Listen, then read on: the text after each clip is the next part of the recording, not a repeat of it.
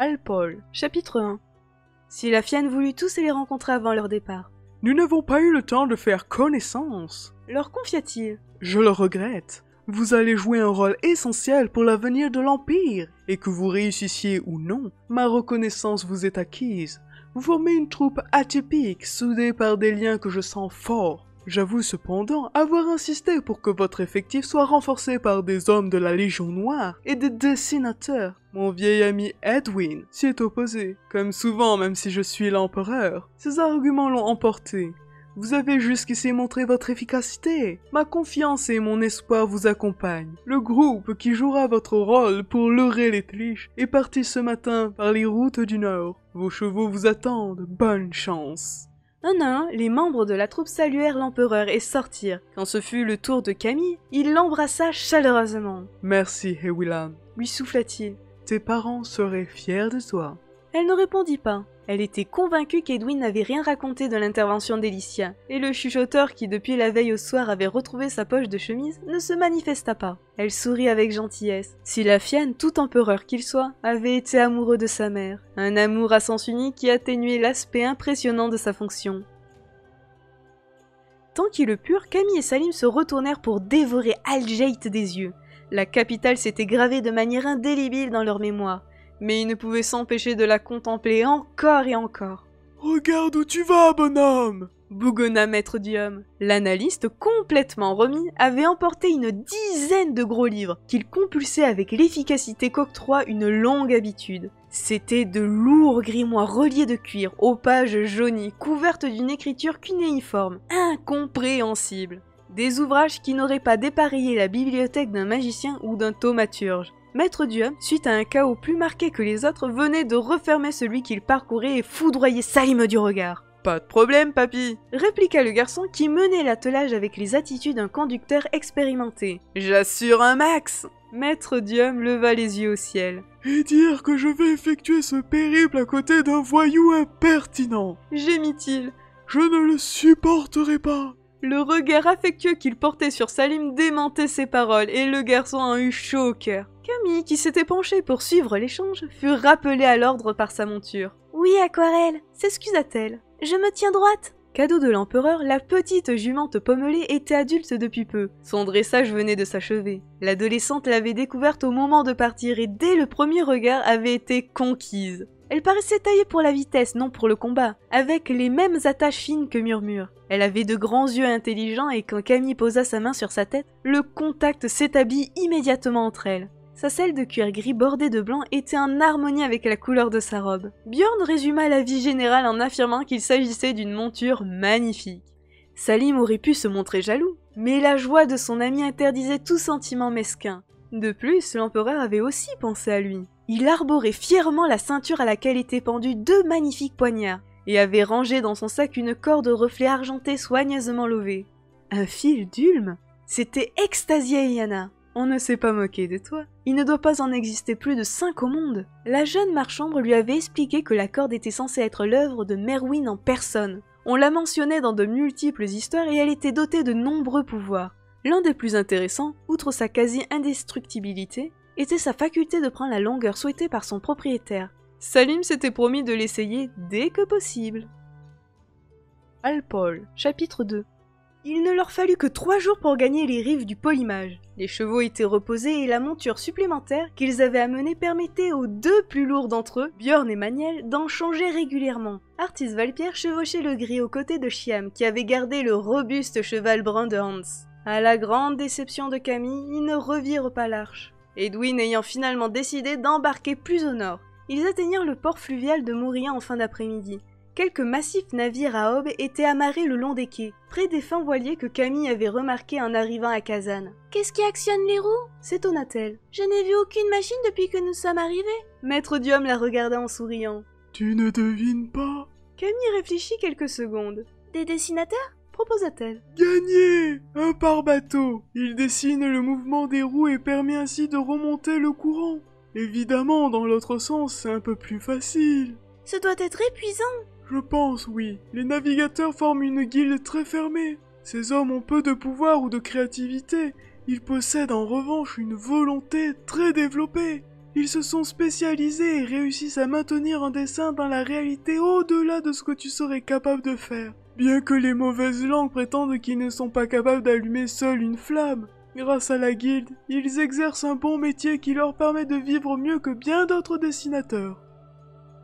Il s'était approché d'un navire blanc amarré avec de solides cordages. De longs espars le tenaient éloigné du bord, protégeant une immense roue de métal et de bois parfaitement assemblée. Un homme, vêtu d'un sari jaune sur lequel était imprimée une roue bleue, descendit la passerelle et avança vers eux. Il les regarda un instant, puis adressa la parole à Maître Duhomme. Vous devez être Yak Maldo. Je suis Iliam Polim, maître navigateur de la Perle de Chêne. Le vieil analyste serra la main que lui tendait son interlocuteur. Il avait été convenu, pour plus de sûreté, qu'il voyagerait sous de fausses identités. Le passage avait été retenu au nom d'un soi-disant expert en construction aquatique, qui ne se déplaçait qu'avec suite, garde et serviteurs. Quand pensez-vous que nous pourrons partir? S'enquit Duhomme Nilherg. Dès que nous aurons chargé votre attelage, affirma Iliam Polim. Il poussa un long sifflement et des hommes sur le bateau ôtèrent une partie du bastingage. Ils avancèrent un solide pont de bois jusqu'à lui faire toucher le quai et avec adresse, Salim y engagea l'attelage. Une fois sur le navire, il emprunta une rampe qui descendait dans les soutes. Björn et Maniel l'aidèrent à attacher le chariot, pendant que les autres entravaient les chevaux. Lorsqu'ils remontèrent, le navire avait quitté le quai. Ces deux énormes roues à aubes s'étaient mises en mouvement, entraînant majestueusement le bateau vers le nord, à contre-courant. Camille essaya de discerner le dessin du navigateur, mais elle n'y parvint pas. Trop technique, l'avisa Maître Duhomme. Je n'ai jamais vraiment compris comment ces hommes s'y prenaient. Peut-être est-ce aussi différent de notre art que les rêves d'artistes. Quoi qu'il en soit, les navigateurs ne sont pas gênés par le verrou de Lich. Ils étaient les seuls passagers et l'équipage ne se composait que d'une dizaine d'hommes, chargés de l'entretien, de la cuisine et des éventuelles réparations. Ils avaient donc tout l'espace qu'ils souhaitaient. Camille et Salim entreprirent de visiter le navire de fond en comble. Les cales immenses étaient vides, à l'exception de leurs chariots et des chevaux. Les quartiers des marins étaient déserts. La cambuse retint un moment leur attention. Le cuisinier, un homme jovial et bavard, leur offrit une bonne part du gâteau qu'il avait préparé pour le repas du soir. Puis ils retrouvèrent leurs compagnons en train de prendre possession de leur cabine. « Tu t'installes avec moi, petite sœur ?» demanda Eliana. « Ça ne te fait rien qu'on soit trois ?» questionna Camille en sortant le chuchoteur de sa poche. « S'il ne ronfle pas et ne me grignote pas les orteils, je n'y vois pas d'inconvénient. » La progression en bateau était un peu moins rapide que par la route, mais Iliam Polim entraînait les grandes roues presque 18 heures par jour. Au final, la différence de distance parcourue n'était pas flagrante. « Il ne dort jamais !» s'étonna Salim. « Peut-être il travaillait en dormant. » proposa Chiamvit. « Avec les humains, il falloir s'attendre à tout. » Le maître navigateur était rarement visible, il avait besoin de calme et d'isolement pour dessiner, avait-il expliqué lors de l'embarquement. Edwin reprit l'entraînement de Björn et Maniel tandis qu'Eyana et Chiam s'occupaient de Salim. Artis Valpierre et Duhomme Nilherg passaient beaucoup de temps à bavarder, et Camille se retrouvait des heures seule accoudée au bastingage à rêver. Elle tentait d'imaginer le mystérieux gardien qu'il devrait affronter. Maître Duhomme, prétextant que ses recherches n'étaient pas achevées, refusait d'en parler, mais Camille se demandait s'il n'essayait pas de les épargner. Perdue dans ses pensées, elle faillit ne pas voir l'énorme masse d'un gris luisant qui filait sous l'eau à quelques mètres du bateau. Elle tourna les yeux juste avant qu'elle ne disparaisse et poussa un cri. Un marin qui se tenait non loin l'interpella. « Tu as vu? Une dame. »« Une dame? Mais c'était énorme, on aurait dit une baleine !» !»« Quelle perspicacité !» se moqua le marin. « C'était bien une baleine grise, mais nous, on les appelle les dames. »« C'est impossible, pas dans un fleuve !»« Ces jeunes des villes, tous les mêmes. » s'exclama l'homme. « Vous croyez tout savoir parce que vous allez à l'école? Pourtant, vous n'y connaissez rien. Les dames vont où elles veulent. Eau douce, eau salée, quelle importance pour elles. Ce sont des déesses. Celle que tu as perçue est très jeune. Adulte, une dame est 2 à 3 fois plus grosse que ce bateau. Peut-être davantage. Pourquoi ne remonteraient-elles pas le polimage, si elles en avaient envie ?» Camille, éberluée, ne sut que répondre, et le marin s'éloigna en secouant la tête. Elle passa les jours qui suivirent à guetter l'étendue du fleuve dans l'espoir d'apercevoir la masse fuselée d'un cétacé. La vision de la dame avait éveillé en elle un sentiment étrange, mélange d'émerveillement et de frustration. Elle désirait de toute son âme une nouvelle rencontre, et jugeait impossible qu'elle n'ait pas lieu. La surface du polimage resta toutefois désespérément vide. Alpol, chapitre 3. Camille fut réveillée un matin par un mouvement de roulis inhabituel. Elle se leva à la hâte et rejoignit ses compagnons. Ils avaient atteint le lac Chêne durant la nuit et y avaient déjà parcouru une belle distance. Le navire était cerné par une immensité bleue que le vent sculptait en vagues arrondies. L'air était chargé d'humidité, le bois clair du pont supérieur marqué par les embruns. Quand Salim entraîna Camille sur la plateforme qui s'élevait au sommet du mât de vigie, ils ne distinguèrent aucune terre à l'horizon. Pourquoi appelle-t-il ça un lac? S'étonna le garçon. Ça m'étonnerait que quelqu'un ait réussi à le traverser à la nage. C'est le fait qu'il soit à l'intérieur des terres et l'absence de celle qui lui donne son nom, se moqua Camille. Pas les performances des nageurs. Peut-être, Répondit Salim sans se démonter. mais il n'empêche que c'est stupide. Si je sale l'eau de ma baignoire, ça n'en fait pas un océan. Pourquoi dessaler un océan en ferait-il un lac? Salim, tu es un âne! Vraiment? Non, évidemment. D'ailleurs, il y a de telles vagues et de tels animaux dans ce lac que je ne peux que te donner raison. Salim n'avait pas souvent le dernier mot avec Camille. Il se préparait à pousser son avantage lorsque Bjorn les rejoignit sur le pont. Il tendit le bras vers le nord-est. Alchen est là-bas. Leur indiqua-t-il. J'y ai passé ma jeunesse. La ferme de mes grands-parents ne se trouve qu'à une dizaine de kilomètres de la côte. C'est un des plus beaux coins que je connaisse. Tu crois qu'on s'y arrêtera? L'interrogea Camille. Ça m'étonnerait. Le navire semble tirer plein nord. Edwin m'a demandé de venir vous chercher. Il va certainement nous exposer ce qu'il a prévu. Ils suivirent le chevalier vers la cabine, où ils se réunissaient et prenaient leur repas. L'altercation qui avait opposé le maître d'armes à Camille avait modifié le comportement de ce dernier. Il demandait volontiers leur avis à ses compagnons, surtout à Eyana, et expliquait la plupart de ses décisions. Nous devons faire un choix dont dépendra la suite de notre voyage. Commença-t-il lorsqu'ils furent tous là. Nous allons traverser le lac puis remonter le Polymage pendant 5 jours. Ensuite, nous rencontrerons des rapides, et le fleuve ne sera plus navigable. Il nous faudra aborder. Sur quelle rive? Demanda Eyana. C'est ce dont je souhaitais vous parler. Nous pourrons traverser le Polymage avant les contreforts de la chaîne du pôle. Il n'existe pas de gué et les 2 ponts qui le franchissaient ont été détruits par les Raïs. Notre décision est donc importante. Il faut aborder du côté où se trouve Alpol, ça me semble évident. L'interrompit Camille. Ce n'est pas aussi simple. Notre destination se trouve dans les montagnes, là où le Polymage n'est encore qu'une rivière. De la rive que nous choisirons dépendent les difficultés que nous aurons à affronter, pas la possibilité de rallier Alpol. C'est-à-dire? Demanda Bjorn. À l'ouest, les plateaux d'Astariul, une contrée inhabitée parmi les plus sauvages de l'Empire, grouillante de bêtes féroces et de monstres affamés. Et à l'est? Interrogea Salim. Une piste assez praticable. Elle traverse une région peu accidentée et rejoint la citadelle des frontaliers qui se trouve à 4 ou 5 jours de marche d'Alpol. Le choix ne me semble pas très difficile. Edwin continua comme s'il n'avait pas entendu. Les combats contre les Rays se déroulent dans cette zone. Avant de nous retrouver en sécurité dans la citadelle, il nous faudra franchir les rangs d'au moins 50 000 guerriers cochons. Ça fait beaucoup! Admit Chiamvit. Même pour un Faël! Et Yana leva les yeux au ciel. La modestie ne t'étouffe pas, railla-t-elle. Je veux juste avoir conscience de ma valeur. Sourit Chiam. Rien de plus. Et tu ne pas être non plus un modèle d'humilité. Ah, 0 pour les Faël. Jugea Maître Diom dans l'hilarité générale. Lorsque les rires se furent éteints, Edwin reprit la parole. L'ouest. Décida-t-il. Nous passerons par l'ouest, même si j'aurais donné cher pour gagner la citadelle. Pourquoi donc? S'étonna Bjorn. Parce qu'avec 10 frontaliers pour nous épauler, rallier Alpol devenait une promenade de santé, ou presque. Mais les rails sont entre nous et la citadelle. Nous affronterons donc les plateaux d'Astariul. La décision était prise et comme chacun avait entièrement confiance à Edwin, nul ne la contesta. Les frontaliers sont à ce point redoutables? Demanda alors Salim. Les guerriers cochons sont des milliers. Ils sont dangereux, méchants et trop bêtes pour connaître la peur. Ils ne savent que tuer et mourir. Pourtant, ils n'ont pas tenté de prendre la citadelle. Ils ont continué à avancer en lévitant, attendant que l'Empire soit tombé pour l'attaquer en force. Qu'est-ce qui empêche les dessinateurs Tlich de raser la citadelle? Insista le garçon. Edwin sourit et se leva. Il posa la main sur l'épaule de Salim. Merwin était un frontalier, bonhomme. Ça explique tout. Ça n'expliquait rien pour Salim, qui n'osa pourtant pas se montrer plus curieux. Edwin conclut. Il nous faudra 3 jours pour traverser le lac Shen. Dans un peu plus d'une semaine, nous débarquerons. Nous aurons fini avec la partie tranquille du voyage.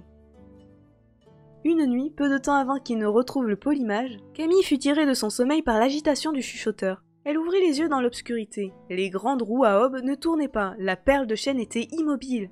Le maître navigateur prenait ses rares heures de repos quotidien, et elle ne s'inquiéta pas. Le comportement de la bestiole, en revanche, la surprit. Elle allait et venait sur sa couverture en couinant et en remuant la tête. « Qu'est-ce que tu as » murmura Camille en tendant la main. Le chuchoteur sauta sur le plancher et se dirigea vers la porte de la cabine. Il était rare qu'il utilise ses pattes pour se déplacer et la curiosité de Camille en fut attisée.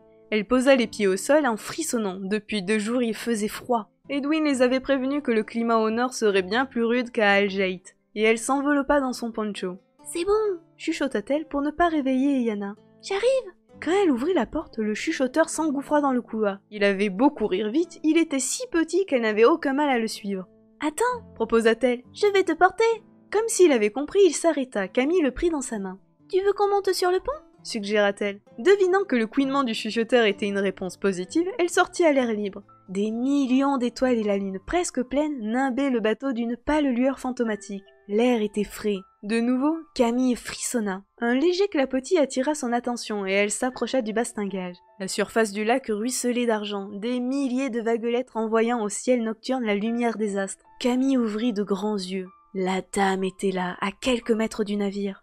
Son dos luisant était de la couleur des flots et sa taille rendait insignifiant tous les êtres vivants. Elle était 10 fois plus grosse que celle que Camille avait entrevue, et aussi immuable qu'une montagne. Et sa tête à moitié enfoncée dans l'eau dépassait le pont du bateau. Un œil, plus haut qu'un homme, s'ouvrit et Camille vit qu'il était pareil à l'océan, profond, sage et incompréhensible. Un iris immense et mordoré se braqua sur elle. Camille plongea son âme. Longtemps, la dame et l'adolescente se regardèrent. Un courant fondamental circula entre elles, jouant sur des sens disparus depuis des millénaires. Porteur d'une parfaite et muette compréhension, puis au bout d'une éternité, la baleine se laissa lentement couler. Juste avant de se fondre dans les profondeurs, elle bascula avec une grâce surnaturelle. Sa nageoire caudale ruisselante se dressa silencieusement vers le ciel, et battit l'air comme pour sceller définitivement un accord que Camille ignorait avoir passé, mais qui était gravé au plus profond de son âme. Puis, sans le moindre remous, la dame disparut. Alpol, chapitre 4. La portion du polymage sur laquelle ils s'engagèrent, après avoir traversé le lac Chêne, n'était pas aussi large que sa partie méridionale, mais le fleuve compensait sa moindre taille par la violence accrue de ses eaux. L'effort nécessaire à la progression du bateau devint vite pénible, et le maître navigateur se ménagea des pauses plus fréquentes que personne ne songea à lui reprocher. Camille avait cessé de guetter les profondeurs. Sa rencontre avec la dame l'avait apaisée, sans qu'elle sache vraiment pourquoi, et elle s'occupa à observer les rives, notant avec curiosité les transformations du paysage. Le pays devenait sauvage. Il se passait parfois de longues heures avant qu'elle n'aperçoive un signe d'activité humaine. Les voiliers étaient moins nombreux, et ils ne croisèrent qu'un seul navire à aube. Ils avaient quitté le lac depuis 5 jours, lorsque la perle de Chêne abandonna le milieu du fleuve, pour se rapprocher de la rive ouest. Une petite ville, Arfag, se dressait là, blottie autour de son port. Bon courage. Ce furent les derniers mots prononcés par Iliam Polim avant qu'il ne regagne son navire. Dès qu'il avait appris que leur destination n'était pas Alchen, le maître navigateur n'avait plus paru croire à la profession qui était censée exercer Diomnil Erg, ni au rôle que les uns et les autres avaient endossé. Cela n'avait pourtant rien changé à sa courtoisie distante et, après plus de 10 jours passés avec lui, Camille prit conscience que le marin en savait certainement plus sur eux qu'il ne le pensait.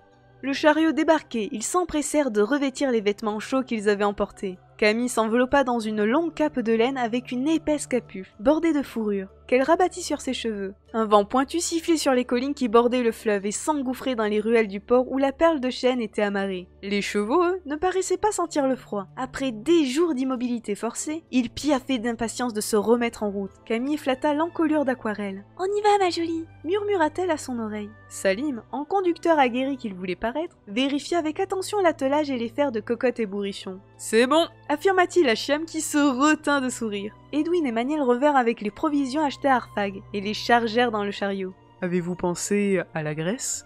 s'inquiéta Artisvalpierre. « Oui. » le rassura Edwin en lui montrant un gros pot de terre. « Nous ne mourrons pas couverts de gerçures. » Le rêveur sourit. Il s'était peu à peu lié au groupe et s'il évitait encore de coudoyer Yana, il se comportait désormais en compagnon ouvert et agréable. Il ne leur fallut que quelques minutes pour sortir de l'agglomération et ils se retrouvèrent au milieu de collines couvertes d'une maigre végétation. La seule piste partait vers l'ouest en direction d'une cité lointaine, Alphar, et de rares chemins desservaient les fermes alentours. Edwin lança sa troupe droit au nord en suivant le cours du polymage. Ils tinrent cette direction jusqu'en début d'après-midi, puis le relief s'accentua. À leur droite, les eaux du fleuve étaient devenues des rapides et se fracassaient sur les rochers en jaillissements sauvages. « Je comprends pourquoi nous n'avons pas continué avec le bateau » s'exclama Salim. « Ça risque d'être difficile par ici aussi » répliqua Maniel en désignant les collines qui, devant eux, perdaient leur courbe douce pour se durcir et s'élever. Edwin ne semblait pas s'inquiéter, il connaissait la région. L'absence de piste ne le gênait pas. Il guida ses compagnons sans manifester la moindre hésitation. Lorsque la lumière du jour commença à faiblir, il dénicha comme par miracle une combe abritée du vent. « Nous camperons là » annonça-t-il. Chacun savait avec précision ce qu'il avait à faire et les tentes basses, qui servaient pour la première fois, furent rapidement montées en cercle.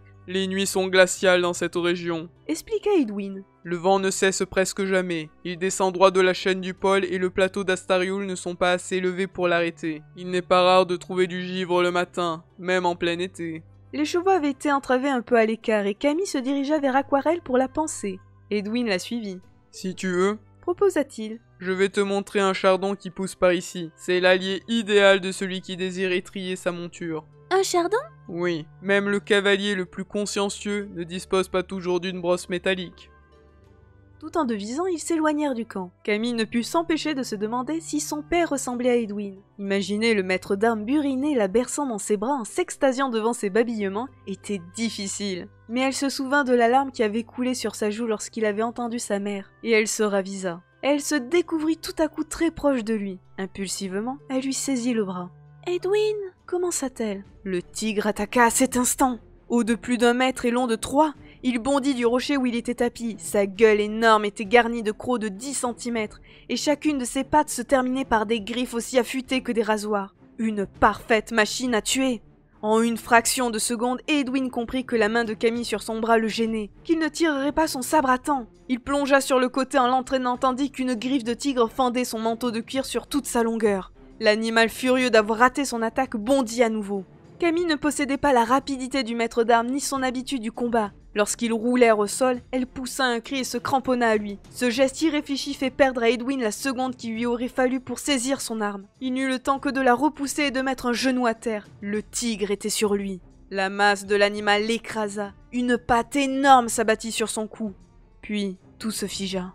Le hurlement de Camille se bloqua dans sa gorge. Ses muscles se nouèrent, comme isolés de sa volonté. Le tigre ne bougeait plus, pétrifié dans son assaut mortel. Sa gueule s'ouvrait à quelques centimètres de la gorge d'Edwin. Ses yeux étincelaient de fureur, un grognement sauvage montait de son poitrail. En vain, son incroyable puissance était paralysée. Coincé sous l'animal, Edwin remua légèrement, avec d'immenses difficultés que la masse du tigre n'expliquait pas à elle seule. Puis Eyanna fut là. La marche-ombre glissait sur le sol, ses mouvements n'étaient qu'harmonie. Un son étrange, mi-chant, mi-sifflement, sortait de ses lèvres. Camille se rappela la scène durant laquelle la jeune femme avait pétrifié l'assistance pour s'en prendre à Artis Valpierre. Son talent pouvait-il aller jusqu'à immobiliser un monstre d'une demi-tonne? Quand Eyanna posa la main sur sa tête, le félin géant s'ébroua doucement. Un long frémissement parcourut son échine. S'il retrouvait sa mobilité, c'était pour obéir aux ordres que lui chantait la marche-ombre. Il retira sa patte du cou d'Edwin et fit 2 pas en arrière, les doigts d'Eyanna plantés dans la fourrure de son crâne. Comme si elle tenait une laisse invisible, la jeune femme le guida une dizaine de mètres plus loin. Elle s'accroupit alors près de lui et lui parla à l'oreille, comme elle avait parlé au rêveur. Le tigre secoua sa grosse tête et grogna. Sans se démonter, Eyanna l'empoigna plus fort, continuant à déverser sa volonté sous la forme d'un murmure. Quand elle se redressa, le félin s'éloigna à pas mesurés, sans un regard en arrière. Les liens invisibles qui pétrifiaient Camille disparurent et elle se releva. Edwin était déjà debout. Il passa la main sur son cou, d'où coulait un peu de sang, et attendit Eyanna qui revenait vers eux. « Plus que 2, dit la jeune femme en souriant. « Ce tigre était inespéré, je commençais à croire que tu ne serais jamais en danger. » Le maître d'armes prit une profonde inspiration, faillit parler, puis se ravisa. « J'ai eu très peur. » reprit Eyanna d'une voix si basse que Camille eut du mal à l'entendre. Elle posa la main sur l'épaule d'Edwin qui tendit le bras vers elle. Nul ne sait ce qui se serait passé alors s'il n'avait pas pris conscience de la présence de Camille. Celle-ci se sentit rougir. « Ne vous occupez pas de moi !» s'excusa-t-elle. « Je vais aider les autres à préparer le repas. » Et Eyanna éclata de rire. « Nous y allons tous, petite sœur. Je meurs de faim. » Puis elle recouvra son sérieux. Un secret ne vaut que s'il est gardé. D'accord ? Maîtrisé par son chant, l'un des plus dangereux prédateurs alaviriens représentait un pouvoir énorme. Et Eyanna tenait à ce qu'il reste confidentiel. « J'ai déjà oublié !» promit Camille. Il ne s'était absenté que peu de temps. Edwin avait remonté le col de son manteau et lorsqu'ils s'assirent autour du feu, Camille fut la seule à remarquer le regard pensif qu'il posait sur Eyanna. Le vent glacial écourta la soirée. La nuit venue, chacun fut heureux de s'abriter dans sa tente et Maniel, désigné pour prendre le premier tour de garde, contempla avec envie ses amis refermer la toile derrière eux. Camille s'enveloppa dans sa couverture en grelottant. Elle scruta Eyanna allongée près d'elle. « Dis, commença-t-elle. Tout à l'heure ?» La jeune femme posa un doigt sur ses lèvres. « Chut !»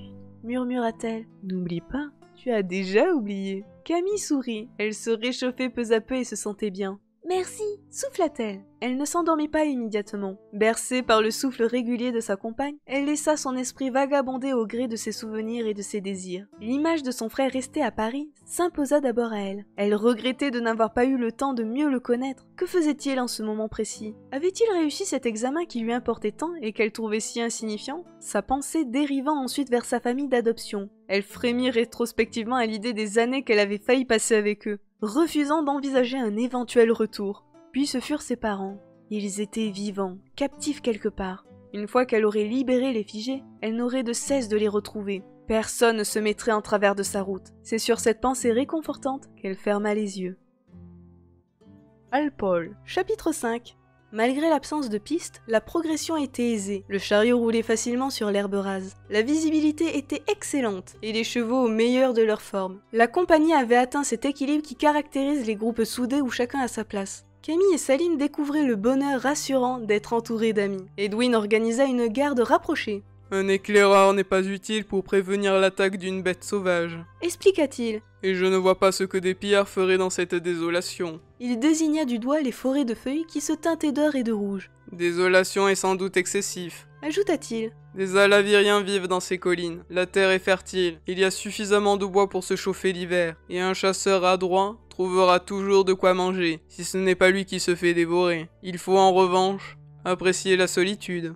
Le troisième soir après leur débarquement, il repéra des traces de chevaux et guida ses compagnons jusqu'à une combe où se dressait une ferme basse, solidement fortifiée. Ils furent accueillis avec chaleur par la maîtresse cultivatrice, sa famille et ses paysans. Il était rare que des voyageurs passent par là, et l'événement prit vite des allures de fête. Avec la discrétion qui caractérise les gens ayant choisi la solitude, leur hôte s'abstint de poser des questions, et Edwin laissa simplement entendre qu'il cherchait à gagner la citadelle en évitant la zone des combats. « Vous n'avez pas choisi la route la plus directe ?» fut la seule remarque que s'autorisa Milia Jundo, une femme menue à la personnalité rayonnante qui dirigeait son exploitation d'une main de fer. Le repas fut copieux, émaillé d'éclats de rire que l'alcool qui coulait en abondance favorisait et entretenait. Shamvit régala la tablée de savoureuses histoires, s'amusant à tourner en dérision la prétention de certains comportements alaviriens. Edwin était détendu, des murs solides les isolaient des dangers extérieurs, et cette soirée constituait un intermède précieux dont il fallait profiter. Ils passèrent la nuit sur un épais tapis de paille sèche étalé dans un coin de l'écurie, et dormirent à poings fermés. Au matin, Milia Jundo insista pour leur fournir des vivres. Elle refusa d'être payée. « Nous avons des provisions pour tout l'hiver et au-delà », affirma-t-elle en les accompagnant jusqu'au mur d'enceinte. « Gardez votre argent, je n'en ai pas besoin. Surtout soyez prudents, nous n'avons pas vu de brûleurs depuis des mois, et les ghouls ne quittent jamais Astarioul. Mais il y a des ours élastiques dans la région, et vous pouvez aussi rencontrer un tigre. » Ils la remercièrent, et Edwin donna le signal du départ. Malgré les avertissements de Milia Jundo, ils n'aperçurent aucun prédateur les jours suivants. Ils virent toutefois de nombreuses traces, certaines d'animaux connus, d'autres plus étranges. Ces empreintes-là tiraient une grimace à Edwin, mais pas une fois il ne les commenta. Le froid, de plus en plus vif, était leur seul ennemi, et Camille se félicitait qu'il ne soit qu'au tout début de l'automne. Traverser cette région en hiver devait être un cauchemar. Le matin du 5e jour, Maître Dium surprit ses compagnons en rejetant d'un geste brusque le livre qu'il consultait. « C'est incompréhensible !» jura-t-il. « Si le quart de la moitié de ce que raconte ce bouquin est à peu près exact, l'entité qui garde l'effigie est grosse comme une montagne, tout en étant légère comme un oiseau. Elle est d'eau, vit de feu, habite l'air et parle à la terre. Je suis incapable de découvrir la moindre logique là-dedans. Je crains qu'il nous faille improviser lorsque nous rencontrerons le gardien. » Peu importe, le rassura Camille. Si ce que vous avez lu est faux, tant mieux. Si c'est vrai, nous aurons la chance de rencontrer un pareil phénomène. C'est toi le phénomène, ma vieille, assura Salim. Je ne vois personne d'autre capable de se réjouir à l'idée de faire la connaissance d'un monstre. Faux, se moqua Bjorn. J'adore les monstres. La preuve, je voyage avec toi. Très drôle, ricana Salim. Tu fais le malin, mais j'ai montré mon efficacité, moi. Il avait insisté sur le moi, et Bjorn éclata de rire. Si tu étais aussi efficace que bavard, riposta-t-il, le gardien n'aurait qu'à bien se tenir. Malheureusement chez toi, seule la langue fonctionne correctement. Ma parole, jura Salim. Cette phrase est vraiment de toi, elle est presque spirituelle. Venez voir. Lança Edwin au moment où Bjorn s'apprêtait à répliquer. Tous le suivirent jusqu'au sommet d'un promontoire qui surplombait le fleuve. L'armée impériale était là, à moins d'1 kilomètre sur l'autre rive du Polymage. Des milliers de soldats, certains à cheval, la plupart à pied, en position de bataille. Des catapultes géantes s'élevaient un peu partout dans la plaine, et des estafettes faisaient la navette entre les différents bataillons. Malgré l'écran sonore que constituait le fleuve, le brouhaha des hommes se préparant au combat arrivait jusqu'à eux. Qu'attendent-ils? S'enquit Artis Valpierre. Les Rice, Répondit simplement Chiam. Le Faël avait prononcé le nom de l'ennemi héréditaire avec tant de haine que Camille sursauta. Je crois que nous avons bien fait de choisir Astariul. Commenta Edwin. Les Rice sont descendus plus au sud que je ne l'avais estimé. Si l'armée campe sur sa position, c'est qu'ils sont au moins 60 000. Nous aurions eu du mal à nous glisser entre les mailles d'un pareil filet. Ne restons pas là. Il est temps d'obliquer vers l'ouest, pour nous enfoncer au cœur des plateaux. C'est la seule route possible, et il faut que ce soir, nous soyons à l'abri. Personne n'eut le courage de lui demander de préciser les dangers qui rôdaient la nuit. Et une fois en selle, ils s'éloignèrent définitivement du Polymage pour pénétrer dans Astariul. Très vite, le relief s'accentua. La rocaille remplaça l'herbe, les arbres devinrent des arbustes rabougris. Mener le chariot dans ces collines s'avéra difficile. À plusieurs reprises, Salim dut rebrousser chemin pour trouver un passage praticable, perdant ainsi un temps précieux. Edwin intervint lorsque Maniel proposa de prendre les rênes. Salim s'en tire très bien. Et si nous sommes attaqués, tu seras plus utile sur ton cheval. Le colosse n'insista pas et Salim rougit du compliment. Camille chevauchait à côté d'Eyana. « Je sais que j'ai tout oublié. » commença-t-elle. « Mais une chose me tracasse. » Dis toujours. « Ta capacité à paralyser les gens ou les tigres me fait penser au pouvoir qu'a utilisé le mercenaire le soir où nous t'avons rencontré. Le soir où un de ses morts. » Les mercenaires sont des vautours qui pillent les dents des uns et des autres pour faire le mal. Opina Eyana. Celui dont tu parles a utilisé le champ marchombre pour vous figer, toi et tes amis. Il croyait ainsi t'assassiner sans peine. Mais tu es intervenu. Oui, il ne savait pas que je serais là, et nos propres techniques n'ont aucun effet sur nous. Edwin a réussi à bouger, quand tu as arrêté le tigre et aussi quand tu t'es mise en colère contre Artis. À ce souvenir, la jeune femme sourit. Il n'est pas méchant en fait, ce rêveur. Pas trop dégourdi. Voilà tout. Mais Edwin! Une flamme étincela dans les yeux d'Eyana. C'est autre chose. Edwin est quelqu'un de vraiment remarquable. J'avais déjà entendu parler de lui, mais je m'aperçois depuis que je le connais que ce que l'on raconte se situe bien en dessous de la vérité. Les joues de la jeune femme avaient pris une jolie couleur rouge et elle regardait dans le vague. Elle s'aperçut toutefois que Camille la dévisageait et éclata de rire. Tu sais quoi, Serette? Non? Ton Salim n'est pas mal non plus. Camille s'empourpra soudain. Elle jeta des yeux inquiets autour d'elle pour voir si personne écoutait avant de se tourner vers Eyana. Pourquoi? Attaqua-t-elle. Puis elle perçut la complicité que lui offrait Eyana et son cœur bondit de joie. Évidemment, commença la jeune marchombre. J'ai déjà oublié, conclut Camille en joignant son rire au sien. Alpol, chapitre 6. Alors que le soir approchait lugubre, Edwin les fit tout à coup obliquer vers l'est. Son visage s'était éclairé. Je n'étais pas certain de retrouver l'endroit, expliqua-t-il. Mais nous avons de la chance. Nous dormirons en sécurité cette nuit. Ils n'eurent pas le temps de s'interroger sur le sens de cette déclaration. Tandis que le soleil disparaissait derrière un pic rocheux, ils découvrirent une bâtisse abandonnée, construite avec d'énormes blocs de pierre montés à sec. Le toit était constitué d'impressionnantes dalles de schiste noir, et les fenêtres n'étaient que de simples meurtrières. Seule la porte était faite d'épais madriers décolorés par les intempéries et renforcés par des ferrures énormes. Voilà, à ma connaissance, le seul endroit où des pionniers ont essayé de s'installer à Astariul, indiqua Edwin.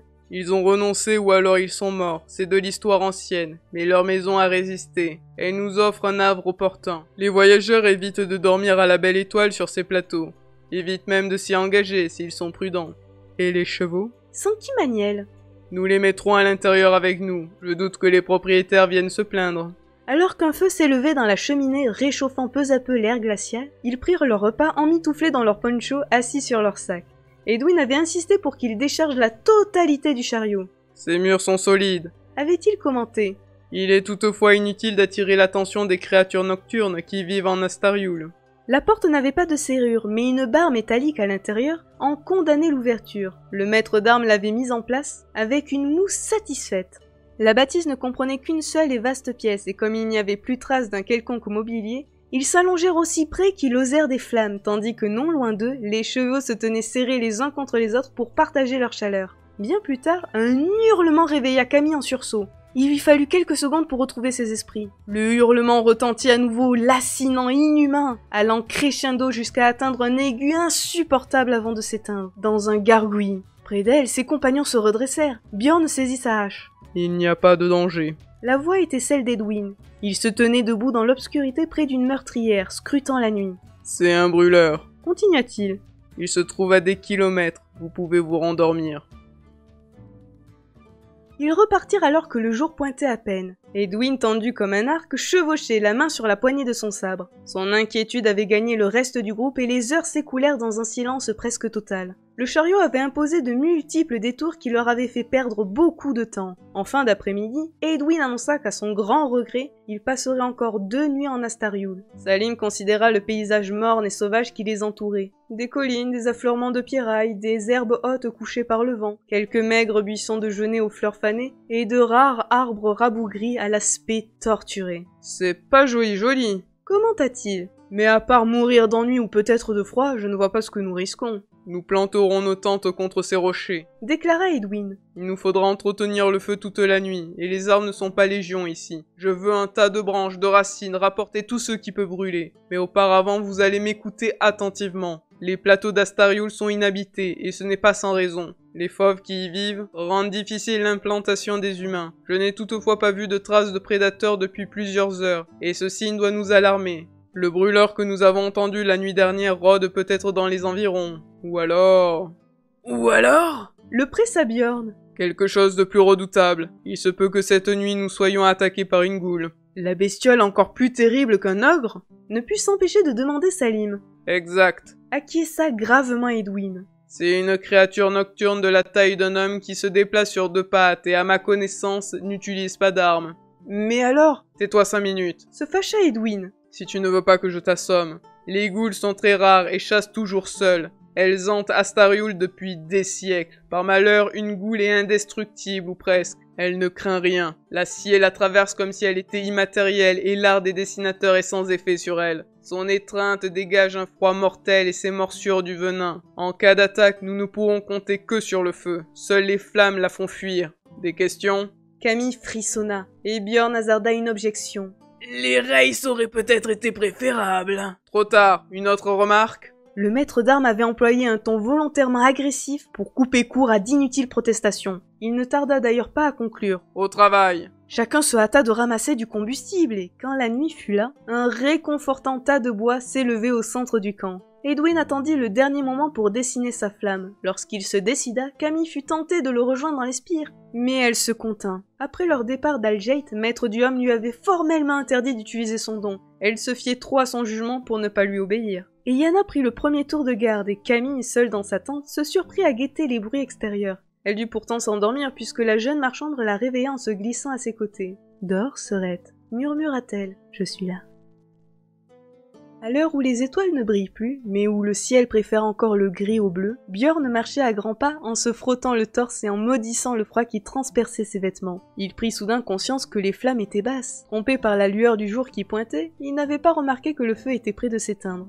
En poussant un juron, il saisit une poignée de branchettes qu'il s'apprêtait à jeter sur les braises, quand un feulement sauvage le fit se retourner. La goule était sur lui. De prime abord, il crut que c'était une vieille femme vêtue de haillons, aux cheveux sales et hirsutes. Puis il remarqua les crocs, le regard jaune, les longues griffes qui prolongeaient les doigts décharnés. Il bondit en arrière en lâchant son fardeau, et sa main se referma sur le manche de sa hache. La goule le suivit d'une démarche fluide. Bjorn leva son arme et avec un grognement sourd, en projeta le fer de toutes ses forces. Se serait-il souvenu des paroles d'Edwin qu'il aurait quand même frappé? Mais il ne se les rappelait pas et l'effet de son coup le prit totalement au dépourvu. Le tranchant de la hache de guerre passa au travers de la goule comme si elle n'avait été qu'une illusion. Bjorn, qui s'était préparé à l'impact, fut emporté par son élan, pivota et se retrouva dos au monstre. La goule le ceintura de ses bras maigres et le chevalier poussa un hurlement. Un froid insupportable se dégageait de cette étreinte et se répandait dans son corps comme un poison mortel. La créature était dotée d'une force sans commune mesure avec son apparence. Bjorn défaillait lorsqu'il vit Edwin se précipiter vers lui. Le maître d'armes n'avait pas tiré son sabre. Il jeta tout son poids entre la goule et sa proie. Le chevalier sentit le froid refluer et il s'effondra.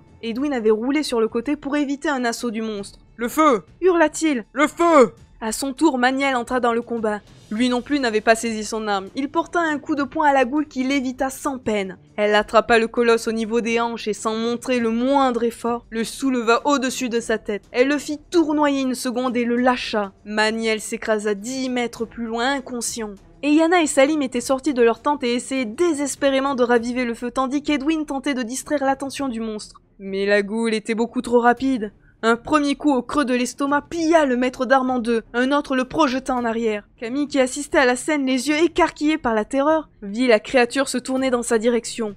En 2 enjambées, elle fut sur elle. Maître Diom voulut s'interposer. Un simple revers l'expédia au sol. Les bras de la goule se refermèrent sur Camille, qui poussa un cri de détresse. Un froid terrible la saisissait, figeant ses membres et menaçant de faire exploser son cœur. Et Yana bondit à son secours. La lame qui avait été dessinée éternelle brilla dans la lumière de l'aube, mais traversa le corps du monstre sans lui causer le moindre dommage. Du plat de la main, la goule frappa la marche-ombre qui s'effondra. Camille crut apercevoir Shamvit briser fiévreusement ses flèches, mais ce devait être une hallucination. Salim se précipita vers elle en hurlant son prénom. Son corps se transformait en glace, sa peau se plissait, ses yeux se fermaient.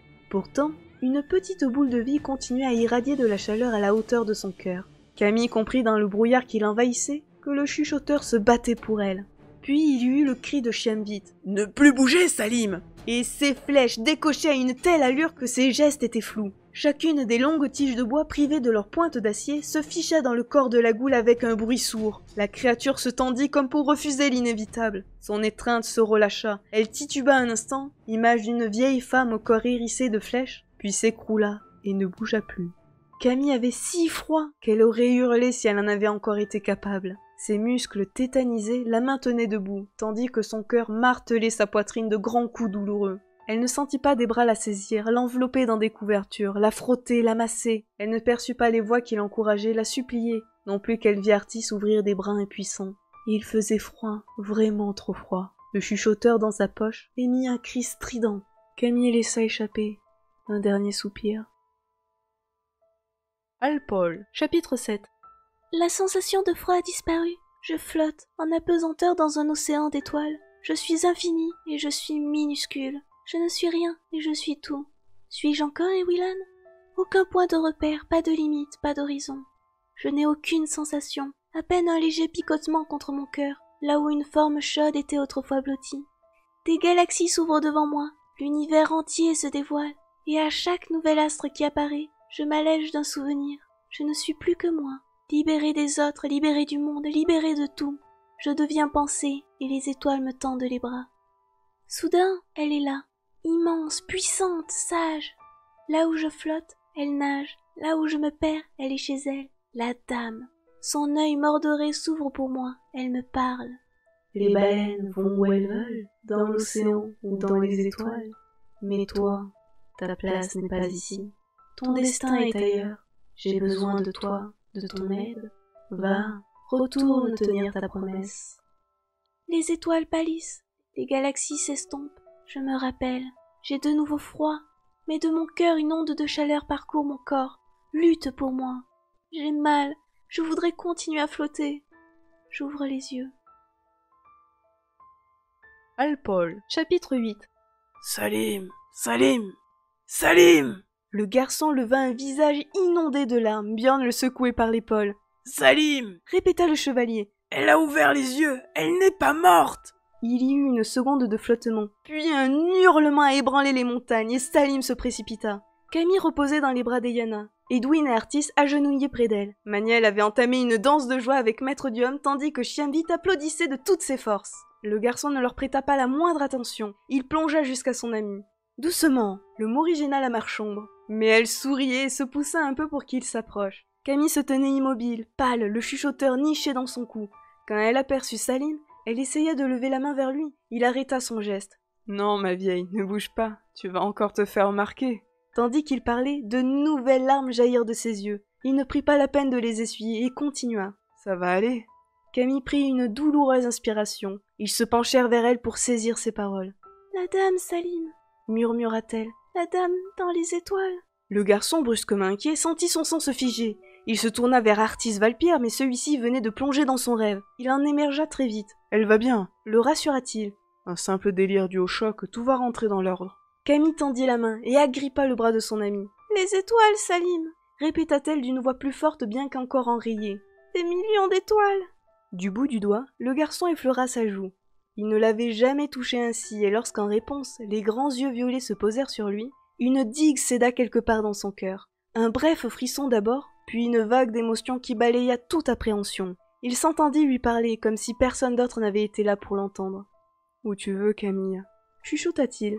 « J'irai où tu voudras, je te suivrai partout, même dans les étoiles. Je veux juste que tu saches que vivre sans toi m'est impossible. Alors je t'en supplie, ne meurs plus, parce que sinon moi je vais mourir pour de bon. Parce que la vie sans toi n'a pas de goût, pas de sens. Parce que sans tes yeux je suis aveugle, sans tes mots je me perds. Parce que sans toi mon âme est nue, sans toi je ne suis rien. Parce que... je t'aime. » Sa voix, malgré lui, avait porté, et ses paroles avaient été reçues dans un silence complet. Il s'en moquait. Elle le fixait, et dans ses iris, il lisait les étoiles dont elle avait parlé. Et Yana leva la tête et défia les autres du regard. Que quelqu'un se permette la moindre réflexion, semblait-elle promettre. Ses menaces étaient inutiles. Artis Valpierre était tout pâle, Chiamvit, assis à côté de Maître Duhem, contemplait les deux adolescents avec émerveillement. Quant à Björn et Maniel, l'émotion les avait pétrifiés. Et Yana tourna les yeux vers Edwin, qui lui sourit. La jeune femme voulut parler, mais se ravisa. L'instant n'était pas à elle, elle appartenait à Camille et à Salim. En accord avec ses compagnons, elle les laissa en goûter la saveur. Il fallut plus d'1 heure à Camille pour retrouver l'usage de son corps, et vers midi, alors que la troupe s'arrêtait pour le repas, elle put enfin se lever. Elle descendit du chariot où elle était restée ensevelie sous une montagne de couvertures et s'approcha de ses compagnons.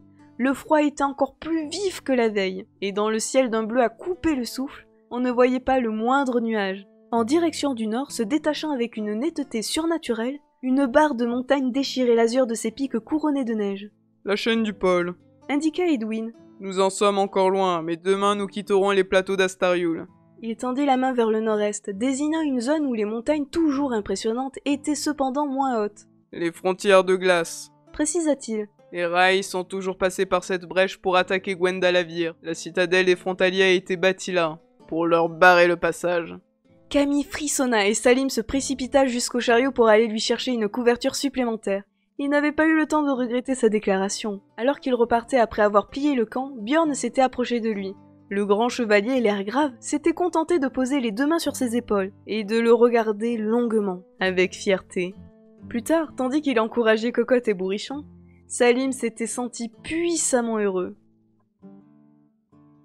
Alpol, chapitre 9.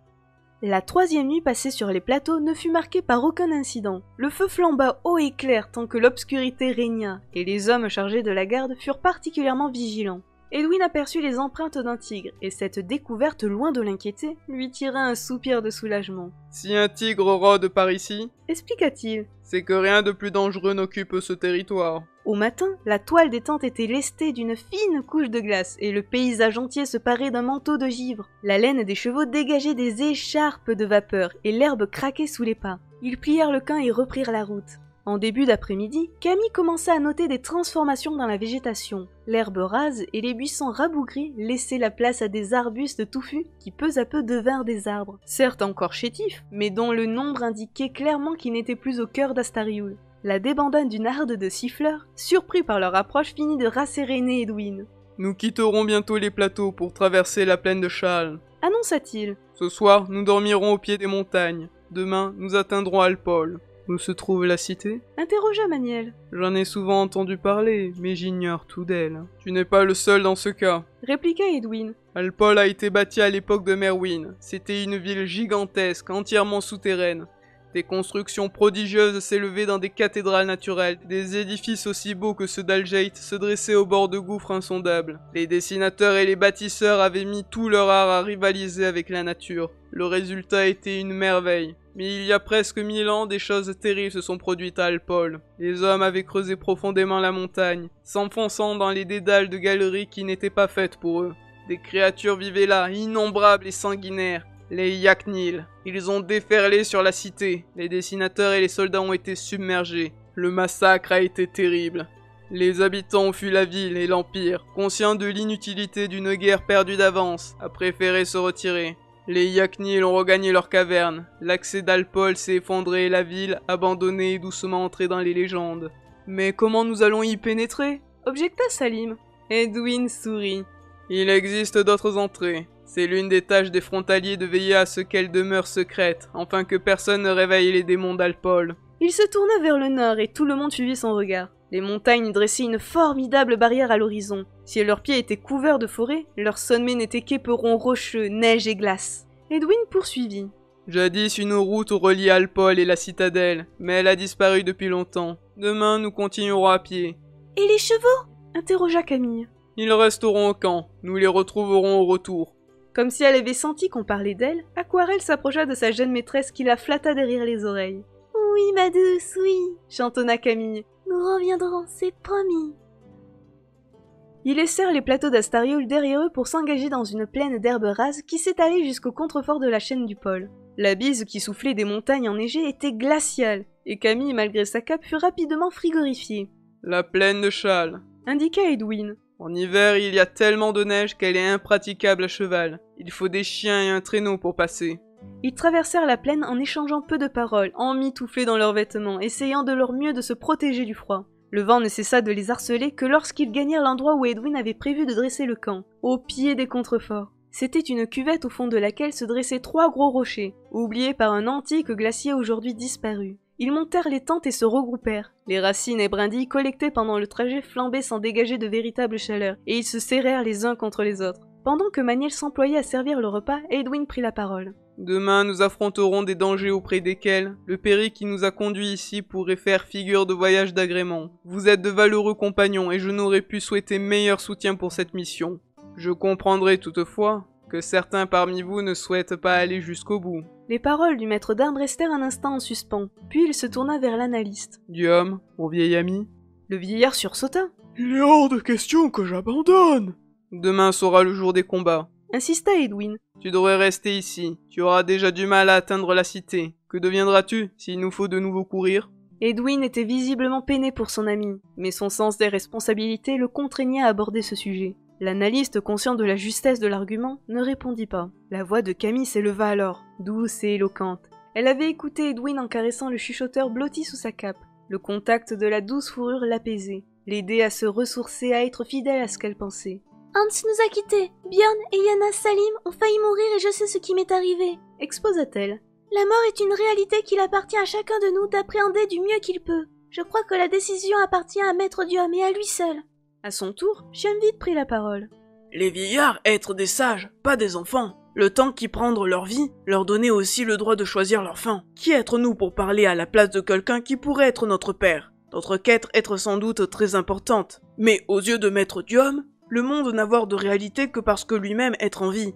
Refuser le vœu d'un doyen, ce être refuser la touche finale à une œuvre aussi ancienne que l'univers. Ce être mal. Et Yana hocha la tête, imitée par Björn et Maniel. Edwin ferma les yeux et expira longuement, puis il se tourna vers l'analyste. Diom. Le vieillard prit le temps de réfléchir, et lorsqu'il parla, sa voix était assurée. Je viens. Décida-t-il. Je ne serai pas une charge quoi qu'il arrive. Je viens. Très bien. Admis, Edwin. Vos paroles sont sages, et il y a une certaine logique à ce que notre aventure se poursuive ainsi. Je pense maintenant que nous devrions dormir. Une longue journée nous attend demain. Tous s'acquiescèrent, et s'empressèrent de se réfugier dans les tentes. Edwin resta seul, à monter la garde sous les étoiles. Alpol, chapitre 10. Camille se retourna une dernière fois pour apercevoir Aquarelle, mais elle n'y parvint pas. Ils marchaient depuis plus d'1 heure et le jour pointait à peine. Edwin les avait réveillés très tôt. Le chariot dételé, il leur avait montré comment entraver les chevaux. Il faut serrer suffisamment pour qu'ils se sentent attachés. Avait-il expliqué. Mais faire en sorte qu'en cas de nécessité, ils puissent se libérer. Il avait ensuite vérifié les nœuds et donné le signal du départ. Il ne s'était chargé que du strict minimum. Et Camille avait compris ce que cela signifiait. Il réussirait ou ne reviendrait pas. Moi, quand j'aurai un cheval, lui annonça Salim. Je l'appellerai Jambon Beurre. Camille s'arrêta et le dévisagea, gentiment moqueuse. Je t'ai connu plus poète. Le garçon s'empourpra au souvenir de sa déclaration d'amour avant de bredouiller une vague et incompréhensible explication, qui tira un sourire attendri à Camille. L'effort de la montée avait coloré leurs joues. Les souffles étaient courts. Ils avançaient sur un sentier à peine tracé qui s'élevait régulièrement et ils rencontrèrent bientôt les premiers arbres, des conifères qui commençaient à prendre une teinte jaune ocre. Des rougeoyeurs, indiqua Maniel à Salim. Un peu plus tard dans la saison, ils donneront l'impression que la montagne est en feu. Le sol était recouvert d'un épais tapis d'aiguilles qui étouffaient le bruit de leurs pas. De rares buissons parvenaient à percer çà et là, dans le sous-bois, que la lumière du jour naissant nimbait d'un halo doré. Edwin marchait en tête, suivi de près par Maître Diom qui semblait mettre un point d'honneur à ne pas traîner. Chiamvit progressait à côté des jeunes gens. Il sifflotait tout en fixant une pointe de flèche sur sa hampe et Salim le regardait avec admiration.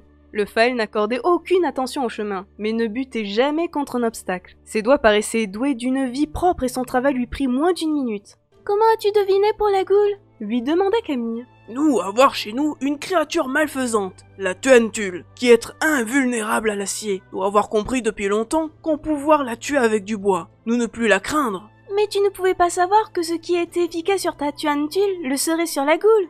Tu veux avoir une autre idée? Non. Moi non plus. Chiam lui adressa une grimace et elle dut s'en contenter. Peut-être Faël et humains étaient-ils vraiment différents?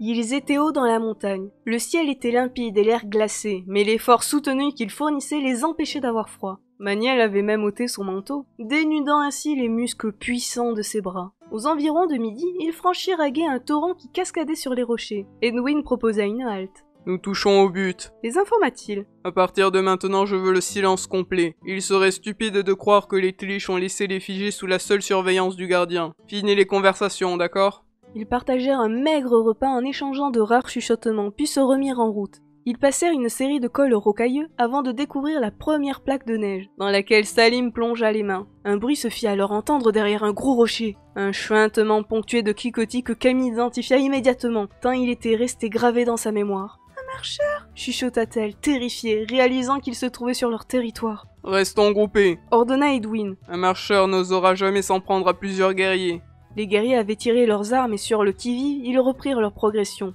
Il n'y avait rien derrière le rocher et Camille fronça les sourcils. Elle était persuadée que le bruit provenait de là. Il y eut soudain une chute de pierre sur la hauteur à leur droite. Artis Valper poussa un cri. Une dizaine de marcheurs dévalaient les boulis à toute allure, leurs tentacules venimeux fouettant l'air devant eux. Dans un même élan, Edwin, Maniel et Bjorn se précipitèrent pour se placer devant leurs compagnons. Il n'y eut pas de combat.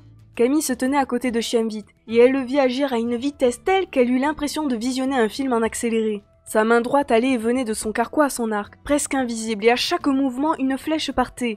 L'écho du cri d'Artis ne s'était pas éteint que le dernier marcheur s'effondrait, un trait fiché dans sa gueule. Et Yana, émerveillée, s'approcha du Faël. « Fantastique !» le félicita-t-elle. « Je suis obligée de revoir à la hausse tout ce que j'ai pu penser de ton peuple. » Un jour, toi venir chez nous, rétorqua-t-il. Et tu revoir peut-être à la baisse ce que tu pensais des humains et des marchombres. En souriant, il alla récupérer ses flèches. Salim et Manière l'aidèrent. Mais Camille ne put s'y résoudre. Le souvenir des marcheurs était encore chargé de trop d'angoisse pour qu'elle les approche, même morts. Un peu plus tard, ils basculèrent dans un vallon sauvage qui venait buter contre une paroi rocheuse verticale. Edwin ordonna une halte. L'entrée que je connais se trouve là-bas. Leur expliqua-t-il à voix basse. Juste au pied de la falaise. Il s'agit d'un ancien conduit d'aération. Il avait à peine fini sa phrase que des hurlements rails se firent entendre, assez loin derrière eux. Edwin poussa un juron. C'était trop beau pour durer. Ils devaient patrouiller plus bas et ont découvert nos traces. Ils ne nous trouveront peut-être pas, suggéra Salim. N'y compte pas, mon garçon. L'odorat des rails s'est très développé, et ils ne nous lâcheront plus maintenant qu'ils nous ont sentis. Il écouta attentivement et grimaça. 2 hordes. Ragea-t-il. Peut-être 3. Ne restons pas ici, en avant. La troupe s'élança dans la combe. Bondissant par-dessus les buissons, ils atteignirent bientôt la paroi. L'ouverture était là. D'abord assez large pour offrir un passage confortable à 2 hommes, elle se rétrécissait rapidement pour devenir un boyau que la lumière du jour ne réussissait pas à éclairer. Nous avons un problème, annonça Edwin. Nous devons ramper sur quelques mètres, puis descendre par un puits. Cela nous prendra du temps. Les Rays arriveront sur nous avant que nous soyons en bas. Ils sont trop nombreux pour que nous espérions l'emporter. Je vais... Non! Le coupa Bjorn. Hors de question! Tu es le seul à connaître le chemin, c'est moi qui reste ici pour les accueillir! Edwin regarda un instant le chevalier en silence et hocha la tête. Je reste aussi. Maniel avait bombé le torse, ce qui le rendait encore plus impressionnant que d'habitude. À nous deux, continua-t-il. On bouge parfaitement l'entrée, ils auront du mal à passer. Chiamvit se glissa entre les 2 colosses. À part si vous insistez pour vous amuser tout seul, lança-t-il. J'aimais participer à la fête, du moins si Yana n'y voit pas d'inconvénient. La jeune marchande s'approcha du Faël. Aucune objection, mon ami, au contraire. Mais avant de t'exposer, sache que je te libère de l'engagement que tu as contracté envers moi. Tu sais comment peut finir cet affrontement. Si tu décides de combattre, que ce soit un véritable choix d'homme libre. De Faël? Rectifia Chiam en souriant. De Faël, pas d'homme. Je restais, et je vais être prêt à parier que vous nous retrouvez ici lorsque vous sortirez. Camille sentit son cœur se serrer. Quelque chose en elle hurlait que ses amis se sacrifiaient et qu'elle ne les reverrait pas vivants. En route. Lança Edwin pour masquer son émotion. Il pressa brièvement l'épaule des soldats et du Faël, puis se glissa dans la grotte. Un à un, les autres l'imitèrent. Son tour venu, Camille se jeta dans les bras de Bjorn, qui la serra contre lui. « Tu es le plus beau chevalier que je connaisse !» lui confia-t-elle lorsqu'il relâcha son étreinte. « Tu es digne d'entrer dans les légendes aux côtés des plus grands !» Puis elle se tourna vers Maniel et Chiam. « Je suis fière de vous avoir rencontrés. Vous êtes exceptionnels. » Ses yeux s'embuaient. Elle se hâta de conclure. « À tout à l'heure. » Consciente de proférer une absurdité, elle se glissa son tour dans le passage. Quand elle eut disparu, les trois amis se regardèrent en souriant, puis Bjorn fit un large geste de la main. « Bel endroit pour mourir, non? Qui parlait de mourir ?» demanda Chiam. « La raison, la simple raison. Les Races ne se déplacent jamais à moins de 50 et Edwin n'est plus là pour fausser la logique. » C'est évident. Admit Maniel en haussant les épaules. Nous ne verrons sans doute pas d'autre lever de soleil. Faisons simplement en sorte que la petite puisse finir ce qu'elle a commencé. Bjorn cracha dans ses mains et saisit sa hache. « On va lui offrir tout le temps dont elle a besoin, » promit-il. « Et on va bien s'amuser. » Les hurlements des premiers Races retentirent. Alpol, chapitre 11. Camille rampa sur une dizaine de mètres avant de retrouver les autres. Il attendait près d'un puits obscur qui s'ouvrait dans une grotte au plafond élevé. Maître Diom avait créé une flamme qui dansait au bout de ses doigts. Edwin, qui scrutait l'ouverture à ses pieds, intervint. Alpol sera éclairée. Ceux qui l'ont dessinée ont prévu qu'elle ne resterait jamais dans l'ombre. Allons-y maintenant. La descente est périlleuse. Il va falloir être prudent. Pourquoi ne pas nous assurer? Proposa Salim.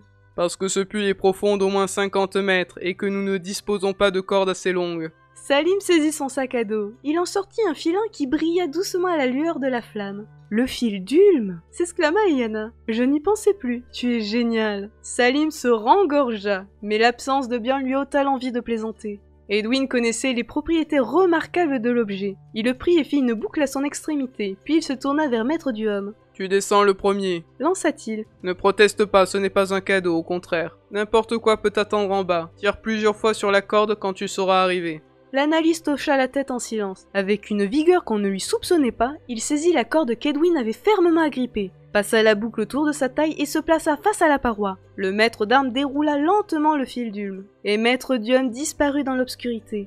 À la grande surprise de Camille, la quantité du filin disponible ne variait pas. La bobine posée sur le sol était toujours aussi épaisse. Maître Diom signala son arrivée. Edwin remonta la corde et Artiste s'enfonça dans le puits. « Ensuite, ce sera ton tour. » indiqua le maître d'armes à Iana. « Et toi » rétorqua-t-elle. « Comment comptes-tu t'y prendre ?»« Je me débrouillerai. De toute façon, je suis trop lourd pour que vous m'assuriez. » »« Dans ce cas, je reste avec toi. Nous descendrons ensemble. » Des bruits de combat parvinrent jusqu'à eux, provenant de l'extérieur. Edwin, inquiet, acquiesça. « C'est donc au tour de Salim. Accélérons. » Le garçon saisit la boucle qui venait d'apparaître, et Edwin le précipita sans ménagement dans le vide. Il eut juste le temps de pousser un cri de stupeur. Déjà, Artis et Maître Diom l'aidaient à se détacher. Camille ne tarda pas à les rejoindre. Il se trouvait à l'entrée d'un boyau juste assez haut pour qu'il se tienne debout. À son extrémité, on distinguait une pâle lueur. Au-dessus d'eux, retentit soudain un bruit, et une pierre grosse comme un ballon tomba au pied de Salim. Edwin, encore invisible, poussa un affreux juron. « Et de deux !» lança Iana. Sans moi, tu t'écrasais en bas. Salim jeta un regard étonné à Camille. « Et de deux ?» demanda-t-il. « J'ai raté un épisode ?» Son ami ne répondit pas. Le maître d'armes et la marchande les rejoignirent. Un sourire barrait le visage de la jeune femme, et Edwin poussa un grognement désabusé. Il tendit le fil d'Ulm à Salim et s'avança dans le passage. « Dépêchons-nous » marmonna-t-il. Alpol, à sa manière, était presque aussi belle qu'Aljeit. La ville se dressait dans une grotte aux dimensions incroyables, dans une claire lumière sans source précise qui mettait en valeur le moindre relief. Une multitude de tours s'élevaient vers la voûte rocheuse. Elles étaient taillées dans la pierre, chacune différente, chacune extraordinaire de proportion et d'audace. Le sol était constitué d'une unique dalle de marbre vitrifié et les pas des compagnons résonnèrent longuement dans le silence total. Edwin désigna une vaste construction surmontée d'un dôme. L'Académie des dessinateurs, n'est-ce pas, Duhomme? Oui, si les figés sont à Alpol, il y a des chances que nous les trouvions là. Le cœur de Camille s'emballa. Il touchait au but. Edwin les guida à travers un dédale d'avenues qui courait entre les tours, jusqu'au moment où un gouffre apparut devant eux. Il barrait la ville en deux comme un gigantesque coup de rasoir et, large de 100 mètres, s'enfonçait verticalement dans des ténèbres absolues. Une dizaine de ponts le franchissaient, en d'harmonieuses courbes, qui leur rappelaient l'arche sur le polymage. Ils se hâtèrent vers le plus proche. Il avait presque atteint, lorsque Camille sentit la sphère graphe tressauter dans sa poche. La seule fois où ce phénomène s'était produit, c'était quand... Elle poussa un cri d'alerte. Edwin et Yana pivotèrent tandis que Salim bondissait vers elle. À une vingtaine de pas, 4 hautes silhouettes dressaient leurs silencieuses et mortelles menaces. Des Tlish. Camille voulut parler, mais le pouvoir des créatures l'atteignit de plein fouet. Un froid intense la saisit qui lui rappela cruellement sa rencontre avec la goule. Ses muscles se figèrent, son esprit vacilla. Dans la douleur qui déferlait sur elle, Camille comprit cependant que la situation était différente. Elle avait affaire cette fois à un dessein. Elle n'était pas impuissante. Elle jeta toutes ses forces dans la bataille. Sa volonté frappa comme une masse le vouloir d'Etlich, et alors que la douleur refluait, elle retrouva sa liberté de mouvement. Elle était prête à réagir à l'émergence d'un objet dans la réalité. Mais rien ne se matérialisa. Les Tlish utilisaient leur pouvoir brut comme une arme. Ils frappèrent une nouvelle fois et Camille serra les dents. Son front s'emperla de sueur. Elle avait mal à en crier. Elle luttait pour conserver la maîtrise de son corps et de son esprit, comme si les 4 monstres tentaient de... Les Tlish les figeaient. C'était donc ainsi qu'ils s'y prenaient. Déjà à côté d'elle, ses compagnons ne bougeaient plus. Seul Salim, cramponné à son bras, était préservé. Il bénéficiait de la barrière de protection qu'instinctivement elle avait dressée autour d'elle. Cette découverte lui redonna du courage, et elle raffermit sa volonté. La pression d'Etlich sur son esprit était énorme, mais elle réussissait à la contenir. Elle plongea au fond d'elle-même pour en ramener la moindre parcelle de pouvoir, et lentement repoussa l'assaut. La haine des créatures la frappait en vagues dévastatrices, mais elle résista. Elle pouvait presque voir un mur d'énergie scintiller à quelques centimètres d'elle. Puis soudain, le dessin explosa. Camille se sentit libre. Près d'elle, Salim frissonna. Les autres, stoppés net en plein mouvement, restèrent immobiles. Les Tlish firent un pas en avant, et en apercevant leurs monstrueuses lames osseuses croisées devant leur torse d'insectes, Camille se mit à trembler. Elle se préparait à se lancer dans les spires pour un combat terrible.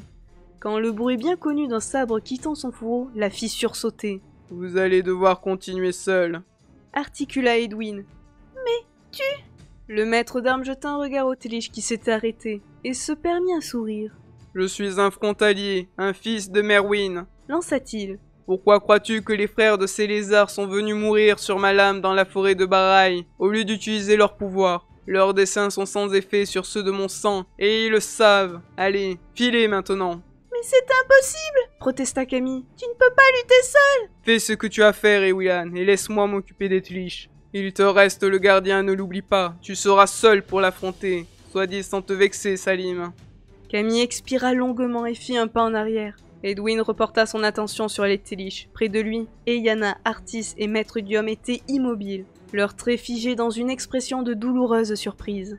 Camille s'approcha de nouveau. Le maître d'armes lui jeta un regard inquiet, mais elle le rassura d'un geste avant de se propulser dans les spires. Elle savait exactement ce qu'elle voulait, et cela ne lui prit que quelques secondes. Elle saisit ensuite la main de Salim et l'entraîna vers le pont au-dessus du gouffre. « Au revoir !» lança-t-elle à Edwin. Le maître d'armes ne répondit pas. Il était entièrement concentré sur l'affrontement à venir et tenait pointé devant lui le plus beau sabre qu'il ait eu l'occasion de voir. Un équilibre parfait, un poids idéal, un fil qu'il savait aiguiser pour l'éternité. Un dessin de Camille. Alpol, chapitre 12. Camille refusa de se retourner malgré les fréquents coups d'œil que Salim jetait derrière lui. Abandonner ses amis un à un lui était insupportable et elle s'obligeait à ne penser qu'à son objectif. De hautes constructions finirent par dissimuler l'endroit où Edwin livrait combat. Un combat qui, quel que soit son dénouement, entrerait dans la légende. L'Académie des dessinateurs était un bâtiment démesuré, à l'image de la ville qu'il abritait. Une imposante volée de marche conduisait à une porte qui aurait sans peine laissé passage à un troupeau d'éléphants. Elle était heureusement entrebâillée, car elle devait peser des tonnes et l'ouvrir aurait été impossible. Ils se glissèrent à l'intérieur. À leur grande surprise, il y régnait une obscurité totale. « À toi, ma vieille !» murmura Salim. « Lumière !» Camille dessinait une flamme qui se mit à danser au bout de ses doigts, dispensant une frêle lueur. Un peu mesquin comme éclairage. Remarqua Salim. Peut-être, Souffla Camille. mais je pense qu'il vaut mieux nous montrer discrets. Son ami ne répondit pas. Son assurance était de façade et seule la présence de Camille l'empêchait de rebrousser chemin. L'intérieur de l'académie paraissait avoir été ravagé par un cataclysme. Des colonnes qui avaient dû être titanesques s'étaient écroulées. Des pans entiers de murs n'étaient plus que ruines et un monumental monceau de débris s'élevait au centre d'une salle dont les limites se perdaient dans l'ombre, alors qu'un escalier grandiose s'élevait vers un étage presque aussi lointain que le ciel. Comment veux-tu retrouver quelqu'un là-dedans? Souffla Salim. On pourrait cacher une armée dans cette pièce et ne jamais la retrouver. Aucune idée. Soupira Camille en s'appuyant contre le monceau de gravats. Il y eut soudain un bruit à la hauteur de son épaule, comme une bâche de cuir claquant dans le vent. Et un œil aussi grand qu'une porte s'ouvrit dans son dos. Salim poussa un hurlement repris par Camille, lorsqu'elle s'aperçut que l'amoncellement de pierres auquel elle se tenait adossée était en train de prendre vie, et qu'il s'agissait d'un monstrueux animal. Ils titubèrent en arrière, butant contre les cailloux qui jonchaient le sol, se bousculant dans leur hâte à s'éloigner de celui qu'ils venaient de découvrir. Le gardien! L'œil se braqua sur eux, son immense iris mordoré diffusant une lumière qui rendait futile la flamme de Camille. Puis l'animal se redressa, et leur cœur s'arrêta. Haut de 20 mètres, alors que ses pattes étaient toujours repliées sous lui, une immense paire d'ailes couchait sur son dos, une gueule garnie de crocs aussi grands qu'un homme. Le gardien était un dragon! « Dessine !» hurla Salim. Sans réfléchir davantage, Camille se jeta dans l'imagination. Elle ne savait pas ce qu'elle allait y chercher. Une arme, une idée, un moyen de fuite peut-être. Elle y retrouva le dragon. Il était là, immense, tout-puissant, bloquant de sa masse les chemins de l'imagination. Camille sentit sa raison vaciller. Elle n'avait jamais rencontré personne dans les spires. C'était impossible! L'animal ne pouvait être là. Pourtant, une voix gutturale s'éleva dans son esprit. Pendant des siècles, j'ai joué avec les nuages et les vents. J'ai vu tous les continents de ce monde survoler des océans si grands que l'univers s'y perdrait. J'ai défié les étoiles et les ouragans. J'ai été montagne et j'ai été oiseau. J'ai acquis la maîtrise des éléments alors que l'homme n'était rien encore. Je vis d'air et crache le feu. Je suis issu de la terre et dans l'eau j'ai trouvé mon complément. L'autre moitié de mon âme. J'étais dragon mais aujourd'hui je ne suis plus qu'un gardien. Trompé par les mensonges d'êtres fourbes, piégé par leurs ruses, j'ai perdu mon royaume, j'ai perdu mon amour. Je suis lié à une tâche vile par un pouvoir que ma force ne peut briser. Je dois veiller sur de misérables humains et oxyre ceux qui sont assez fous pour s'approcher de moi. Je vais te tuer, fillette, mais sache que je n'y prendrai aucun plaisir, car je lis en toi. Suffisamment pour percevoir ta force et ta noblesse, mais je n'ai pas le choix. Attendez! Camille avait crié et son cri lui fit quitter les spires. Le dragon se tenait au-dessus d'eux. Une fumée bleutée sortait de ses naseaux, aussi large que des cheminées. Un immense collier de métal brillant encerclait son cou et ses yeux reflétaient la sagesse immémoriale que Camille avait lue dans ceux de la dame. La dame! Soudain tout prit sens pour elle. Le pacte passé avec la baleine, la même lumière dans les regards des deux êtres géants, l'allusion du dragon à sa moitié aquatique. Il ouvrit une gueule immense au fond de laquelle rougeoyait l'enfer qui se préparait. Mais Camille tendit le bras. Elle n'avait plus peur, et quand elle parla, ce fut d'une voix bienveillante. « Elle m'a envoyé vers vous. » commença-t-elle. « Elle s'est adressée à moi une nuit, alors que j'étais sur un bateau. Nous avons scellé un pacte dont je ne connaissais rien. Plus tard, elle m'a empêché de mourir pour que je tienne parole. Pourtant, jusqu'à présent, j'ignorais ce qu'elle attendait de moi. Je savais simplement que, pour elle, ma naissance n'avait eu d'autre raison que de me conduire ici aujourd'hui. Maintenant je sais. Qui vous a infligé cela? Qui a osé s'en prendre au héros de la dame? » Le dragon l'avait écouté en silence. Il referma sa gueule et abaissa sa tête à sa hauteur. Salim fit un pas en arrière. Camille ne bougea pas. L'animal titanesque aurait pu la gober entière, mais il n'y avait pas la moindre trace de crainte en elle. Du bout du doigt, elle effleura le collier de métal et la voix du dragon s'éleva. Le pouvoir triche. Ils ont dessiné ce qui ne peut être détruit, ce qui me cloue au sol et m'empêche de quitter cette salle. Que pourrais-tu faire face à cela, messagère de madame? Une vague de puissance envahit Camille, semblable à celle qu'elle avait ressentie en dessinant l'éclair qui avait désintégré le mercenaire. Elle ouvrit les bras. « Je ne suis qu'une enfant, » déclara-t-elle. « mais je vais vous rendre vos ailes !» Elle s'immergea lentement dans l'imagination. Le dragon n'était plus là. Pourtant, elle percevait sa présence. Une stupéfiante onde de pouvoir qui la poussait en avant. Elle monta plus haut qu'elle n'était jamais allée, et un deuxième appui se fit sentir. La dame s'était jointe à eux. Camille focalisa son attention sur le collier du dragon, et il lui apparut tel qu'il était réellement. une formidable entrave d'énergie liant l'animal au sol.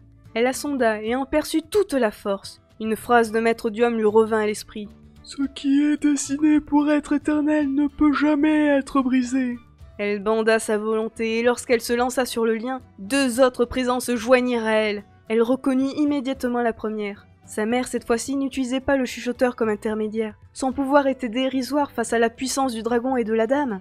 Mais il véhiculait tant d'amour et de confiance que Camille sentit sa propre force croître encore. L'identité de la deuxième personne devint évidente. Son père aussi était vivant et se jetait à ses côtés dans la bataille. Avec la certitude de réussir, Camille frappa le destin triche. Tout d'abord, il ne se passa rien. L'objet créé par la puissance conjuguée des membres d'une race immémoriale semblait indestructible. Puis, une nouvelle portion des spires s'ouvrit devant Camille. Un endroit que, seule, elle n'aurait jamais pu atteindre. Un endroit qu'elle ne reverrait sans doute jamais. Le nombre des possibles y était infini, la notion de limite avait disparu. Elle se sentait propulsée par la force de 2 êtres fabuleux, mais elle savait que, sans elle, ils auraient été impuissants. Ils étaient l'arc, elle était la flèche. Son propre don la guidait infailliblement vers sa cible. Quand son pouvoir heurta cette cible en son centre, il y eut une explosion de lumière et un claquement si sonore que Camille et Salim crurent devenir sourds. Brisé en 2, le collier reposait à terre. Le dragon poussa un rugissement de joie, il dressa la tête vers la voûte de la salle et une flamme immense jaillit de sa gueule. Puis ses pattes le propulsèrent vers le haut, et il jaillit comme un météore. Il percuta le plafond qu'il traversa comme s'il avait été de papier. Camille et Salim n'eurent que le temps de s'abriter, une pluie de débris tomba autour d'eux, manquant à les ensevelir. Une deuxième avalanche s'abattit lorsque le dragon passa à travers le toit de l'académie, et ils coururent se réfugier sous le gigantesque escalier. C'est là qu'ils découvrirent les figés. Le silence était retombé, ponctué de temps en temps par la chute d'une pierre. Ils étaient 10, comme enchâssés dans une gangue de matière translucide, disposés sans la moindre noblesse contre un mur à moitié écroulé, recouvert d'une épaisse couche de poussière. Ils étaient immobiles, pourtant Camille lut dans leur regard qu'ils avaient toute leur conscience. Elle crut même voir les yeux d'une femme se tourner légèrement dans sa direction. Ils ne sont pas super top pour des héros. Ne put s'empêcher de remarquer Salim. Avec le départ du dragon, l'aura de la dame avait disparu. Mais Camille percevait encore la présence de ses parrains et se sentait toujours aussi sûre d'elle. Elle se glissa dans les spires. Comparé à la puissance du collier, le dessin qui immobilisait les figés lui parut presque enfantin. Il n'avait pas été créé pour l'éternité et le défaire ne lui posa aucun problème. Une à une, les sentinelles s'éveillèrent. Elles tournèrent vers les 2 jeunes gens des visages chargés de reconnaissance, et la femme que Camille avait cru voir bouger fit un pas dans leur direction. Elle n'eut pas le temps de parler. « J'ai rempli ma part du marché », annonça Camille. « Nous discuterons plus tard. Vous avez un verrou à faire sauter dans les spires. Moi, des amis à sauver. » « Attends !» lui cria la femme. « Je suis Elearil Morianval. C'est moi qui t'ai contacté lorsque tu arrivais à Gwendalavir. Tu ne peux pas t'en aller comme ça !» Camille lui jeta un regard glacial, gravant à jamais ses traits dans sa mémoire. « Elearil Morianval », reprit-elle en martelant les syllabes. « Je sais trop qui vous êtes. Cela fait des semaines que je rêve de vous rencontrer. Quel malheur que je ne puisse pas m'attarder. Nous avons tant de choses à nous raconter. Mais ne vous inquiétez pas, nous nous reverrons. Je n'en ai pas fini avec vous. » Puis, avant que la sentinelle ait pu ajouter quelque chose, elle saisit le bras de Salim et ils disparurent. Alpol, chapitre 13. Près de ses compagnons immobiles, Edwin avait posé un genou à terre. Son front touchait ses mains jointes sur le pommeau de son sabre. Il avait les yeux clos et sa respiration était sifflante. Son armure de cuir en lambeaux laissait s'échapper son sang par une dizaine de blessures dont 3 au moins auraient eu besoin d'être recousues. Les corps des 4 Téliches gisaient autour de lui. Quand Camille et Salim apparurent, il leva la tête et un sourire naquit sur son visage marqué par l'épuisement. « Tu as réussi ?» demanda-t-il d'une voix rauque. « Oui !» La nouvelle agit comme un électrochoc. Avec une grimace, il se leva. « Vous êtes grièvement blessé ?» Salim était inquiet. Ses yeux allaient du maître d'armes au corps des Téliches, aussi impressionnant mort que vivant. Il ne comprenait pas comment Edwin avait survécu à un pareil affrontement et s'attendait à le voir s'écrouler d'une seconde à l'autre. Le maître d'armes le rassura. « Rien de grave, juste quelques coupures et un bon coup de fatigue. Je ne suis plus tout jeune. » Salim écarquilla les yeux. 4 Téliches et vous trouvez que vous vieillissez ? Edwin sourit. « Le sabre des Willan m'a bien aidé. » Puis il se tourna vers elle. « Et le gardien ?» Mais Camille s'était déjà plongée dans les spires. Elle connaissait désormais le dessin qui avait figé ses amis et les libéra aisément. Malgré leur immobilité forcée, ils avaient suivi tout ce qui s'était passé. De grosses larmes coulaient sur les joues de Maître Diom. Il prit Camille et la serra contre son cœur. « Tu as réussi !» s'exclama-t-il. « Tu es merveilleuse !» Elle se dégagea gentiment mais avec fermeté. « Ce n'est pas fini !» réagit-elle. « Il faut aider Björn et les autres !» Le visage de l'analyste tinta de compassion. « Tu sais, Willan, j'ai peur que... » « Non, taisez-vous, vous ne savez rien, tout est encore possible !» Et Yana et Edwin échangèrent un regard qui en disait long. Mais la jeune marchande acquiesça. Elle a raison, il faut y aller. Camille lui adressa un sourire reconnaissant et se tourna vers Edwin. « Je peux t'y conduire avec un pas sur le côté !» lui proposa-t-elle. « Si tu te sens encore capable de combattre !» Et Yana, qui avait assisté avec émerveillement au combat d'Edwin contre les Tlish, voulut intervenir, mais il ne lui en laissa pas le temps. « Ça ira, affirma-t-il. Je suis prêt. Attends !» La voix d'Artis avait claqué, autoritaire. « Il serait ridicule d'affronter les Race dans cet état. Accorde-moi 1 minute pour soigner tes blessures. » C'était plus un ordre qu'une demande et Edwin, sidéré, ne protesta pas. Le rêveur posa les mains sur ses épaules, ferma les yeux et ne bougea plus. Salim, qui se tenait près de lui, vit avec stupeur une plaie sur l'avant-bras d'Edwin cesser de saigner. Ses bords se rapprochèrent et il n'y eut plus qu'une cicatrice, encore enflée, mais saine d'aspect. D'autres estafilades se suturèrent de la même façon et Artis recula d'un pas. « Voilà, j'ai fini. Ce n'est pas du grand art, mais ça devrait tenir le coup si tu n'exagères pas. » Edwin fit jouer son bras avec étonnement, mais déjà Camille lui saisissait la main. « Tu ne peux pas m'emporter aussi ?» insista Yana. « Non, je ne saurais expliquer pourquoi, mais j'en suis incapable. »« Ça ne fait rien, nous vous suivrons. » Camille et Edwin disparurent, les autres se regardèrent en souriant. « Cette petite est phénoménale !» déclara Maître Diom. « Vous rendez-vous compte de ce qu'elle a réalisé ?» Vous croyez que les figés vont réussir à libérer les spires ? demanda Artis. Ce ne sont plus les figés, corrigea l'analyste. Mais les sentinelles. Et la voie est ouverte. Le verrou a sauté et je l'ai senti dans mon corps comme si je rajeunissais de 10 ans. Je peux enfin dessiner et crois-moi, c'est une impression merveilleuse. Et si les Tlish fermaient à nouveau l'imagination ? Impossible. Nous savons que les guerriers lézards n'étaient plus très nombreux, et Edwin, depuis le début de cette aventure, en a éliminé 6. Les survivants n'auront plus jamais le pouvoir de bloquer les spires. Et Yana contempla les corps monstrueux étendus sur le sol. Lui aussi est phénoménal, murmura-t-elle. Je n'ai jamais rencontré quelqu'un qui lui arrive à la cheville. Allons-y, poursuivit-elle. J'ai peur qu'il n'y ait plus d'espoir pour nos amis. Mais Willan a raison, nous devons croire à l'impossible tant que nous le pouvons. Camille et Edwin se matérialisèrent dans la partie haute de la galerie. Aussitôt, le maître d'armes se plaça devant elle et se mit en garde. C'était inutile, il n'y avait plus d'ennemis à combattre. L'entrée du boyau était encombrée par un amas de corps Race. Mais il n'y avait pas trace de Björn et de ses compagnons. Du dehors montait une affreuse puanteur qui tira une grimace à Camille. « Que s'est-il passé ?»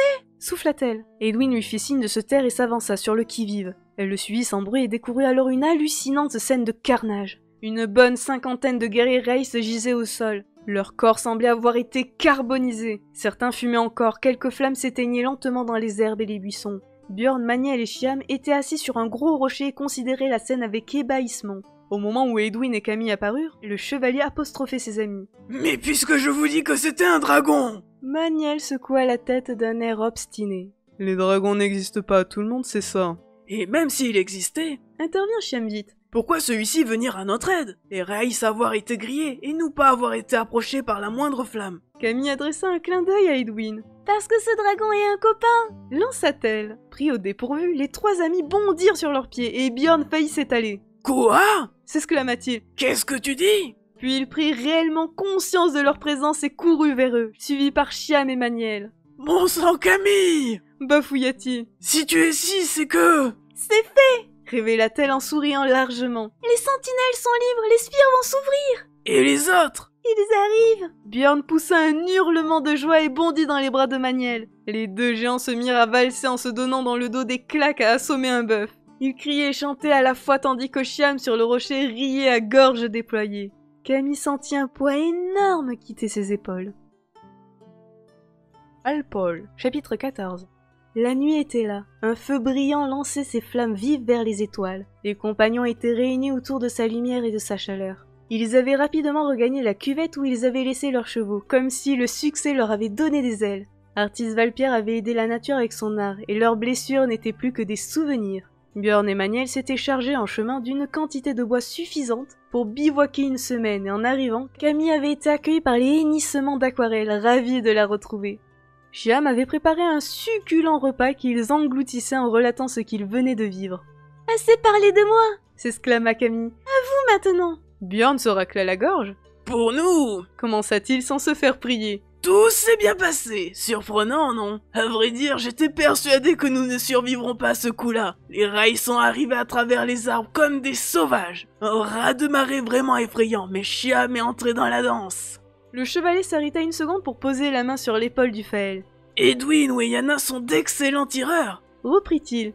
Mais ces deux-là réunis ne valent pas un clou à côté de notre ami ici présent. Il en a aussi une bonne douzaine avec ses flèches. Pourtant, ils arrivaient vite. Ensuite, Maniel et moi avons pris la relève en finesse comme d'habitude, bien que le coutelas de Shyam n'a pas chômé. Les rails étaient si nombreux qu'ils se poussaient sous nos lames. J'avoue que ça faisait un peu désordre. Une fois que le paquet a été éclairci, le problème est devenu sérieux. Nous commencions à fatiguer tandis que les rails avaient plus d'espace pour se déplacer. J'ai cru que c'en était fini de nous.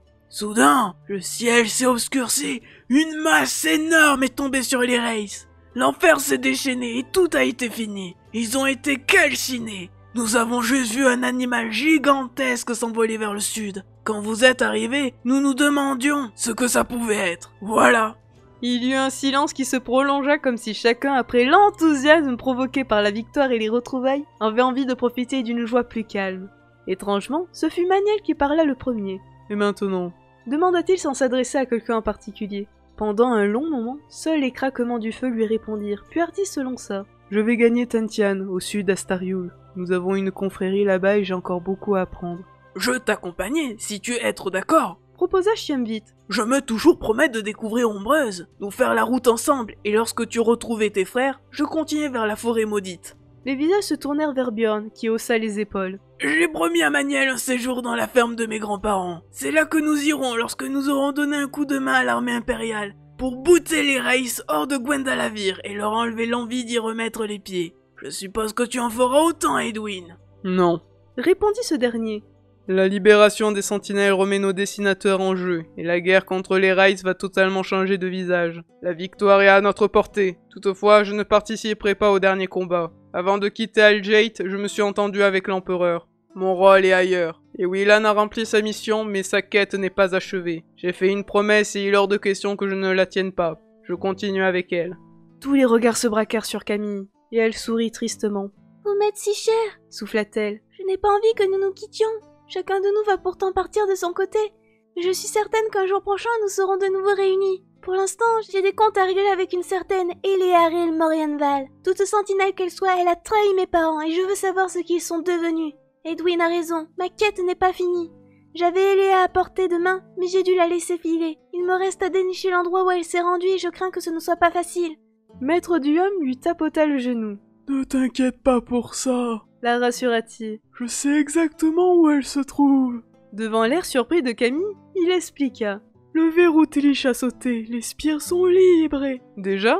L'interrompit Salim. Je n'ai rien vu, rien entendu. Je m'attendais à une représentation son et lumière ou au moins un feu d'artifice. Crois-moi, ça a fait du boucan. Nos dessinateurs se sont précipités dans les spires à l'instant précis où le verrou a sauté. Et je peux t'assurer que les Rays ont eu chaud aux fesses. L'expression tira un sourire à Salim qui parut tout de même déçu. C'est injuste, protesta-t-il. Ça fait des jours et des jours qu'on se démène et qu'on risque notre peau. J'aurais aimé profiter du spectacle. Camille laissa échapper un soupir d'agacement. Nous ne sommes pas dans un film, Salim. Et je te signale que Maître Diom était en train de me parler d'Elearil Morianval. Est-ce que je peux l'écouter jusqu'au bout ou as-tu l'intention de monopoliser la parole? Salim ouvrit la bouche pour répliquer, mais Björn posa sa grosse patte sur son épaule. Tu devrais te taire, lui conseilla-t-il. Ou tu vas obtenir ton feu d'artifice, si tu vois ce que je veux dire. Salim observa le chevalier, puis Camille qui n'avait pas l'air de plaisanter. Parfait, capitula-t-il. Le verrou Tilich a sauté, ça fait autant de bruit qu'un pétard mouillé, mais je m'en fiche. Où en étiez-vous avant que je monopolise la parole? L'analyste ne put retenir un petit rire qui devint vite général. Lorsque tout le monde fut calmé, il reprit. L'ouverture des spires a permis à nos dessinateurs de se jeter dans la bataille, mais elle a aussi restauré le système de communication de l'Empire. Les informations circulent à nouveau et en tant que maître analyste, je suis une plaque tournante des échanges à l'avirien. Actuellement, Elearil Morianval se trouve avec les autres dans la citadelle des frontaliers. Les sentinelles ont fait un pas sur le côté. Elles rattrapent le temps perdu en menant la vie dure à leur muraille. Un message m'en a informé il y a moins d'1 heure. Je pars donc pour la citadelle, déclara Camille. Excellente idée. Sourit Edwin. Je ne suis pas rentré chez moi depuis des années. Salim se frotta les mains. Il me tarde de voir ça, lança-t-il. Non. Et Yana avait parlé gentiment, presque à voix basse, mais ses traits reflétaient une grande détermination. Je suis navré, Salim. Tu t'es engagé en prêtant un serment qui ne tolère pas qu'on l'oublie. Tu me dois 3 ans de ta vie, tu te souviens? Sans possibilité de changer d'avis ou même de discuter. Demain, quand nous partirons, ce ne sera pas pour la citadelle. Il y eut un long silence que Camille finit par briser. Tu plaisantes, n'est-ce pas? Et Yana la regarda avec compassion. Non, je suis sérieuse. Très sérieuse. Tu n'as pas sauvé 3 fois la vie d'Edwin, tu ne peux pas partir. Tenta d'argumenter Camille. C'est vrai, tu as raison. Ce diable d'homme n'est pas facile à aider. Mais... Écoute-moi et essaye de me comprendre. La coupe à Yana. Je suis prise en étau entre 2 promesses, et la situation ne peut se prolonger davantage. Je dois choisir. Jusqu'à présent, la priorité était de t'épauler dans ta mission, ce qui m'a permis de joindre plaisir et devoir. Aujourd'hui, les sentinelles sont libres. Je dois penser à ma guilde et à mes obligations envers elles. Mes engagements personnels passent après. Je reviendrai tenir mon serment. Il ne peut en être autrement. Mais je pars demain, et Salim m'accompagne. Alpol, chapitre 15. Tu n'es pas obligé d'obéir. Camille et Salim étaient assis côte à côte au sommet d'une imminence, à quelques dizaines de mètres du camp. Le ciel nocturne leur offrait son infinité sereine, mais ils ne percevaient que leur propre détresse. L'annonce d'Eyana avait ébranlé le groupe, effaçant la joie de la victoire. On lui avait demandé d'attendre, de réfléchir. Elle n'avait rien voulu savoir, rejetant tous les arguments d'un air buté. Personne ne lui avait pour autant reproché son attitude. Le code d'honneur des marchands était trop réputé, et Yana leur était trop proche pour qu'ils ne respectent pas sa décision. Camille et Salim mis à part, et Edwin était le plus affecté. En attendant Eyana, son visage s'était fermé et ses yeux avaient pris une couleur d'orage. Il avait cependant choisi de se taire, et c'est en le fixant que Chiamvit s'était levé. « Pourquoi la bouche des humains tenir un autre langage que leur cœur ?» avait-il lancé à Eyana. La véritable raison de ton départ est que tu as avoir peur. Peur de ce que criaient tes sentiments, peur d'admettre ce que tu savoir depuis longtemps, peur de t'avouer que tu aimais. Tais-toi! La voix d'Eyana avait claqué sèche et inquiète. Le Faël l'avait longuement observé avant de s'éloigner, un sourire triste sur les lèvres. Un à un, les autres s'étaient également retirés, plus pour offrir à Camille et Salim un ultime moment d'intimité que pour trouver un sommeil qui serait long à venir. Seuls dans la nuit, les 2 adolescents avaient toutes les peines du monde à placer des mots sur les sentiments qui bouillonnaient en eux. « Tu n'es pas obligé d'obéir. »« Impossible, » répondit Salim. « Tu le sais bien. Je ressemblerais à quoi si je changeais d'avis toutes les 5 minutes ? Si je me parjurais, je ne serais plus moi-même et tu finirais par me détester. »« Salim, c'est stupide, jamais je ne pourrais te détester parce que... » Le garçon posa un doigt sur les lèvres de son ami. « Chut, murmura-t-il. Moi je dévoile le fond de mon âme parce que je suis incapable de me taire, parce que ça déborde et que si je ne parle pas, je me noie. Toi, tu ne dis rien, c'est inutile. Tu brises les cœurs et tu laisses espérer, d'accord ?» Camille sentit une boule de chagrin se nouer dans son ventre. Une grosse larme roula sur sa joue, et elle ferma les paupières pour qu'elle reste unique. Salim la contempla longuement avant de continuer. « Tu vas régler son compte à cette traîtresse, et retrouver tes parents. Moi, je vais devenir quelqu'un de bien, plus fort qu'Edwin et Bjorn réunis. Tu sais, 3 ans, c'est peu. Même si demain, en te quittant, j'aurai l'impression de mourir. Nous nous retrouverons et nous aurons 17 ans. » Camille ouvrit les yeux, et ils se dévisagèrent un long moment en silence. Salim se força à poursuivre d'un ton plus gai. « 17 ans! Tu crois que quand on se reverra, tu m'embrasseras ?» La voix de Camille se brisa alors qu'elle répondait. « Y a des chances, mon vieux, y a des chances. » Son regard se chargea alors de tant de tendresse que Salim en oublia de respirer. Puis elle continua tout doucement. « Mais pourquoi attendre?